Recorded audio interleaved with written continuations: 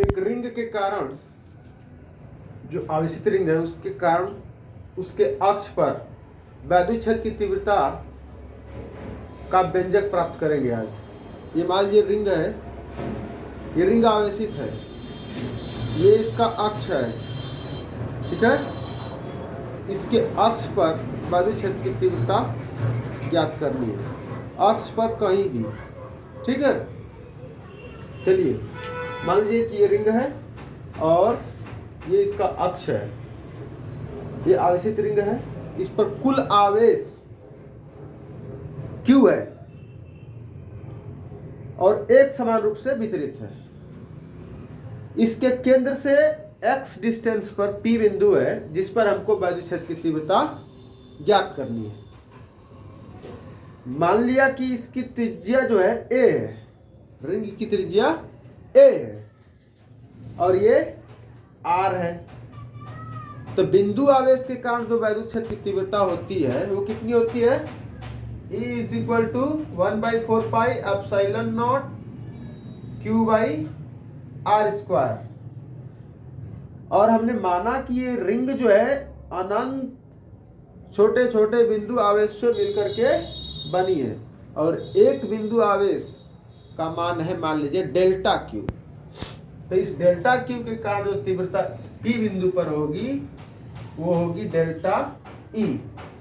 सूक्ष्म आवेश है तो सूक्ष्म इसके कारण तीव्रता होगी।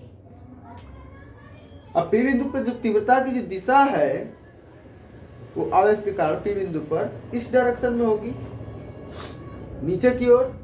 मान लीजिए कि कोण थीटा बनाए हुए है ये। इसी प्रकार से इसके जस्ट विपरीत डायरेक्शन में जो बिंदु आवेश होगा डेल्टा Q, उसके कारण तीव्रता होगी ऊपर की ओर, ठीक। तो इस बिंदु पर जो बिंदु आवेश हम अलग अलग मान रहे हैं उनके कारण जो तीव्रताएं वो मिल रही है अलग अलग डायरेक्शन में मिल रही है। नेट तीव्रता कितनी होगी, परिणामी तीव्रता कितनी होगी, उसको कैसे निकालें? तो उसको निकालने के लिए हम क्या करेंगे, इस बिंदु आवेश के कारण जो तीव्रता मिल रही है डेल्टा E, इसी प्रकार सबके कारण मिलेगी। तो सबका निकाल कर क्या कर दें, हम जोड़ दें। लेकिन समस्या यहाँ पर यह है कि सबका डायरेक्शन सेम रहेगा तब जोड़ पाएंगे आप। डायरेक्शन इसका नीचे है, इसका ऊपर है, इसी प्रकार सबका अलग अलग डायरेक्शन है।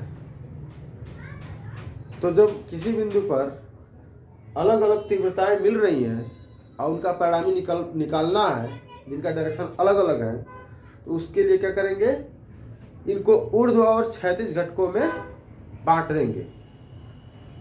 और जब ऊर्ध्व और क्षैतिज घटकों में बांट लेंगे तो नेट परिणामी तीव्रता क्या हो जाएगी, E इज इक्वल टू क्षैतिज घटक के जितने भी होंगे सबको जोड़ लिया जाएगा, उसका वर्ग, और वर्टिकल जितने मिलेंगे उनको जोड़ के बट कर देंगे, नेट तीव्रता निकल जाएगी।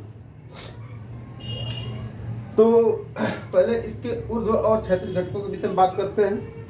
ये डेल्टा E है, मान लीजिए थीटा कोण बना रहा है क्षैतिज से, तो इसका जो क्षैतिज घटक होगा डेल्टा E का, डेल्टा E cos थीटा होगा और उसकी दिशा क्या होगी, उधर। और इसका जो ऊर्ध्व घटक होगा वो नीचे की ओर। इसी प्रकार से नीचे वाले आवेश के कारण जो तीव्रता होगी वो इस डायरेक्शन में है, इसको ऊर्ध्व और क्षैतिज घटकों में बांटेंगे जब आप, तो इसका क्षैतिज घटक नीचे की ओर आ जा रहा है और उस डायरेक्शन में है, और ऊर्ध्व घटक ऊपर की ओर। तो ये जो ऊर्ध्व घटक आप देख रहे हैं परस्पर बराबर और विपरीत दिशा में है, इसलिए ऊर्ध्व घटक कैंसिल हो जा रहे हैं, एक दूसरे को क्या कर दे रहे हैं, निरस्त कर दे रहे हैं, जीरो हो जा रहा है। केवल क्षैतिज घटक वाले जुड़ पा रहे हैं क्योंकि उनका डायरेक्शन सेम है। इसका मतलब P बिंदु पर जो तीव्रता है इन बिंदु आवेशों के कारण जो आप मान रहे हैं उनका केवल क्षैतिज घटकों के कारण ही P बिंदु पर तीव्रता है, ठीक है। इसलिए यहाँ पर जो नेट तीव्रता हो जाएगी वो E इज इक्वल टू क्षैतिज घटकों के योग, यानी delta E summation of delta E cos theta. तो E इज इक्वल टू कितना हो जाएगा, समेशन ऑफ डेल्टा E की value 1/4 pi epsilon naught delta Q by r square cos theta. E is equal to जो summation है हमारा constant पर नहीं लगता है, R भी कांस्टेंट है, R भी नहीं बदल रहा है, X भी नहीं बदल रहा है, बदल रहा है डेल्टा क्यू, कभी ये डेल्टा क्यू, कभी इधर डेल्टा क्यू, कभी इधर डेल्टा क्यू, इस तरह से पूरा डेल्टा क्यू क्या हो जाएगा, समेशन हो जाएगा। तो summation delta Q by r square cos theta. जब समेशन डेल्टा क्यू का मतलब क्या है कि सभी डेल्टा क्यू आवेशों क्या कर दे रहे हैं आप, जोड़ रहे हैं, तो सभी जोड़ देंगे तो पूरे रिंग का आवेश मिल जाएगा। ये हो जाएगा E is equal to 1/4 pi epsilon naught Q by r square cos theta. अब कॉस थीटा की वैल्यू कैलकुलेट कर लीजिए इस ट्रायंगल से, ठीक है। कॉस थीटा की वैल्यू कैलकुलेट कीजिए तो आधार बटे में कर्ण, इसमें ये आधार है और ये कर्ण है, ये 90 डिग्री के सामने भुजा कर्ण होती है। तो E is equal to 1/4 pi epsilon naught Q by r square x by r त्रिभुज से कॉस थीटा की वैल्यू आधार बटे में कर्ण।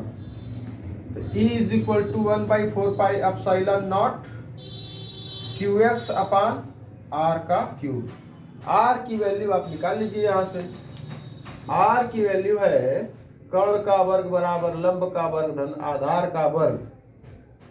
Are is equal to a square plus x square पर घात 1/2। यहाँ पर रखिएगा जब आप, तो E is equal to 1/4 pi epsilon naught Q x upon a square plus x square घात 3/2 हो जाएगा। ये 3 है और 1/2 क्या हो जाएगा, आपस में घात गुणा हो जाएगा, घात के ऊपर घात आ रहा है ना, इसलिए, ठीक है। तो इस प्रकार वैद्युत क्षेत्र की तीव्रता आपको निकल गई, जिसकी दिशा क्या होगी, अक्ष के अनुदिश, ठीक है, ओपी की ओर। ये हमने व्यंजक प्राप्त कर लिया, समझ आया। ये ऊर्ध्व घटक और क्षैतिज घटक क्यों बांटे और बांटने से हमको क्या प्राप्त करना है, कैसे बांटते हैं, इसका नियम क्या है, ये सारे जानने के लिए हमने एक अलग वीडियो बनाई है, उसको आप देखिए, ठीक है। यहाँ तक समझ में आया, धन्यवाद।